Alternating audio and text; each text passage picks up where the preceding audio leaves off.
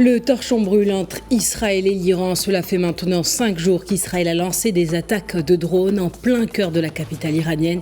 Des attaques auxquelles Téhéran a riposté par une série de tirs de drones. Pour revenir sur l'évolution de ce conflit, nous sommes en direct avec Mohamed Rajaï Barakat, expert en relations internationales. Bonjour. Bonjour.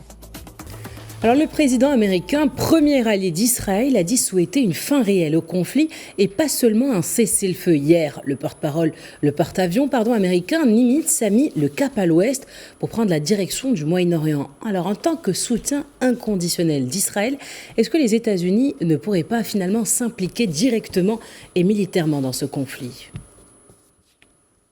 En effet, le Premier ministre israélien fait tout pour impliquer les États-Unis dans ce conflit et aussi certains pays de la région. Est-ce que les États-Unis vont faire ça? Il est clair qu'avec le président Donald Trump, il est possible le fait que même pendant la réunion du groupe du G7 et avec les positions de l'Union européenne, il y a une volonté de la part de l'Occident de ne pas autoriser à l'Iran de continuer ses recherches nucléaires, y compris pour l'utilisation civile. Je ne crois pas que le président américain va rester sans réagir, suite surtout aux déclarations qu'il a faites dans son avion, lorsqu'il a dit qu'il faut trouver une solution définitive au problème avec l'Iran. Donc, il va sûrement engager les avions, les bombardiers B-52, qui ont une puissance de frappe incroyable. Elles peuvent creuser jusqu'à 100 mètres dans la profondeur de la Terre et ainsi elles peuvent éventuellement toucher et détruire les centres nucléaires iraniens. Mais est-ce que cela va être faisable? Est-ce que les pays de la région ne vont pas être influencés par les fuites, par les rayonnements atomiques qui vont se dégager suite à cette frappe? Mais je crois que les États-Unis et aussi certains pays de l'Union européenne sont déterminés à continuer à soutenir Israël. Ils reconnaissent le droit d'Israël à se défendre, mais ils oublient apparemment que c'est Israël qui a frappé qui a frappé l'Iran au début du conflit actuel. La situation va s'aggraver, je crois. Alors le dispositif défensif américain actuel n'est-il pas déjà suffisant dans la région? Est-ce que ce renforcement militaire est-il nécessaire? Ce qui est nécessaire, je crois que ce qui est nécessaire actuellement, c'est essayer de mettre une limite à la volonté du Premier ministre israélien qui veut être le maître de la région. On voit bien avec son nouveau plan pour le Moyen-Orient, un nouveau Moyen-Orient, où Israël sera la seule force qui a la bombe atomique. On sait bien que en Israël actuellement, d'après certains experts, Israël détient plus que 400 bombes atomiques, 400 têtes nucléaires. Le fait que le Premier ministre israélien veut continuer à imposer ses vues pour pour un Moyen-Orient nouveau, mais selon sa volonté et où Israël va contrôler les pays de la région, je crois qu'il est nécessaire maintenant que certains pays, notamment les pays européens, bougent, et la Russie, la Chine et les pays arabes, afin d'arrêter cette escalade qui ne sera pas du tout en faveur ni dans l'intérêt des pays de la région. Et justement, les intentions américaines restent floues parce que Washington avait relancé récemment les négociations avec Téhéran sur le programme nucléaire iranien. Israël, est-ce qu'elle a devancé Washington avec les attaques de vendredi et peut-être a mis fin justement aux négociations américano-iraniennes sur le nucléaire? En fait, les négociations concernant le programme nucléaire iranien, c'était prévu qu'elles continuent dimanche dernier.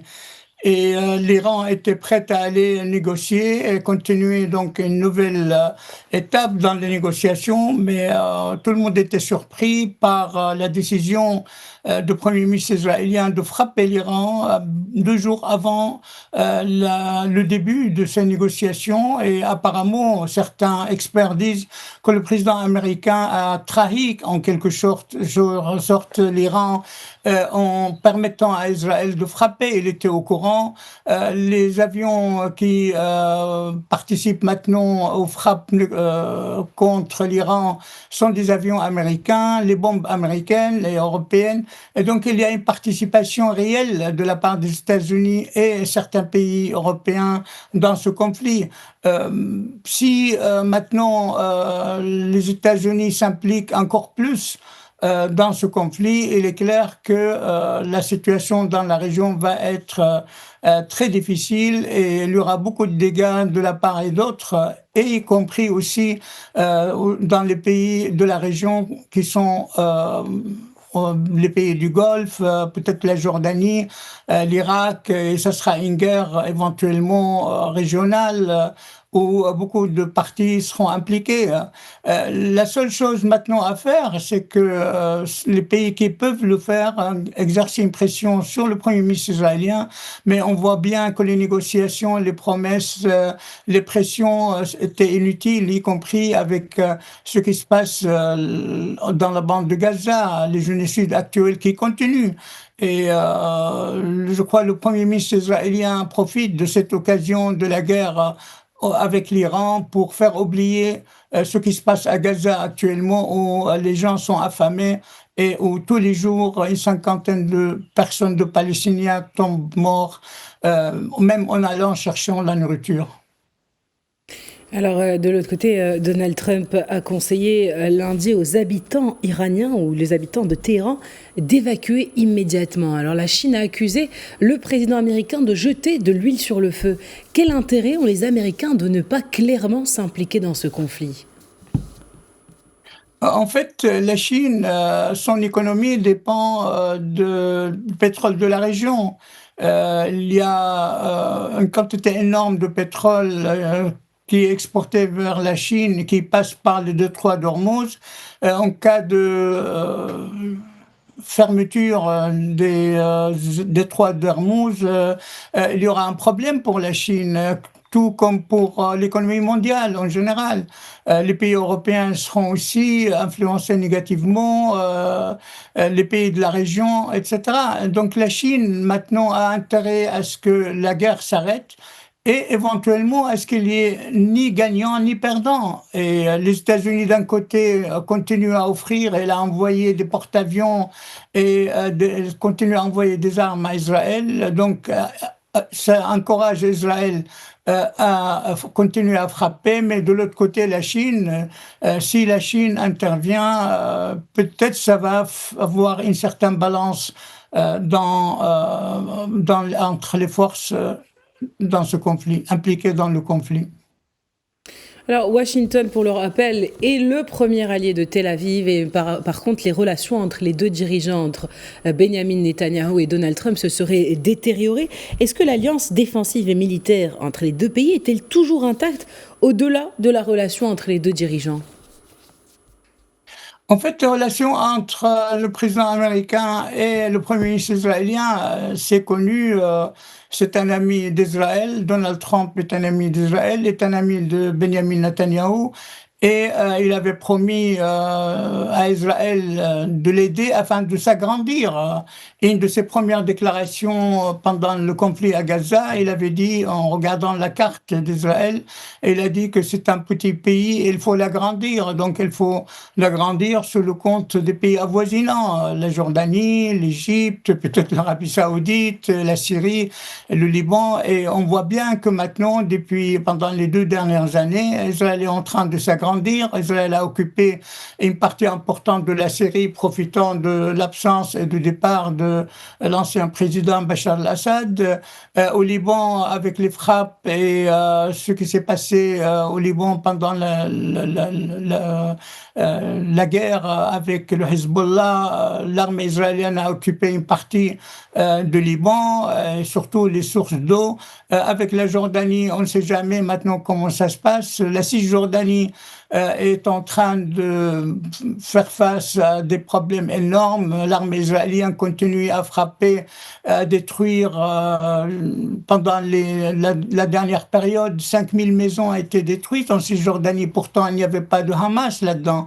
Et aussi les camps de réfugiés, les infrastructures dans les villes. Il y a 1000 points des barrages. Les Palestiniens, pour se déplacer, ils ont difficile. Et je crois que la relation entre le président américain et le premier ministre israélien sont tellement fortes. Et il y a une certaine coalition entre les deux. C'est pas Israël seul qui est en train de faire la guerre maintenant en Iran. C'est pas Israël seul qui est entré à Gaza et qui commet actuellement les génocides. Ce génocide est commis par des armes, notamment américaines, et fourni aussi par certains pays, notamment l'Allemagne. Eh bien, merci infiniment, Mohamed Rajaï Barakat, pour toutes ces précisions. Je rappelle que vous êtes expert en relations internationales et que vous étiez avec nous depuis Bruxelles. Merci à vous.